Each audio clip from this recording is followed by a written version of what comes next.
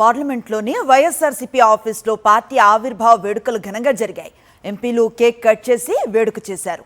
Party శ్రేణులకు శుభాకాంక్షలు తెలియజేశారు. ఎంపీలు వైవి సుబ్బారెడ్డి, పిల్లి సుభాష్ చంద్రబోస్, అయోధ్య రామిరెడ్డి, గొల్ల బాబురావు తదితరులు ఈ వేడుకల్లో పాల్గొన్నారు. పేదల ఎజెండాయే వైఎస్ఆర్ కాంగ్రెస్ జెండా అన్నారు. పేద ప్రజల సంక్షేమమే పార్టీ లక్ష్యమని పేర్కొన్నారు. గొప్ప ఆశయం, ఆలోచనతో వైఎస్ఆర్సీపీ ఆవిర్భవించిందని, తెలుగు ప్రజల సంక్షేమం కోసం పార్టీ ఏర్పడిందన్నారు.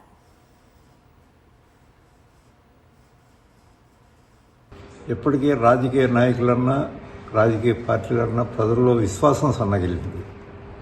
ఆ విశ్వాసాన్ని మళ్ళీ మనం తిరిగి పెంపొందించుకోవాల్సినటువంటి అవసరం ఉంది. అది లేకపోతే రాజకీయాలకు విలువే లేదు. ఆ విశ్వాసం పెంపొందించుకోవాలనే ఉద్దేశంతో ఒకటి ఖచ్చితంగా అమలు చేయదలుచుకున్నాను. ఎన్నికల ముందు ప్రజలకు ఇచ్చిన హామీల్ని పూర్తిగా అమలు చేయాలని నిర్ణయానికి వచ్చాను. ఆనాటి ముఖ్యమంత్రి జగన్మోహన్ రెడ్డి గారు తెలుగు ప్రజల కోసం మేమున్నాము అనేటటువంటి ఒక నినాదం తీసుకొని జగన్మోహన్ రెడ్డి గారు ఈ పార్టీ పెట్టారు.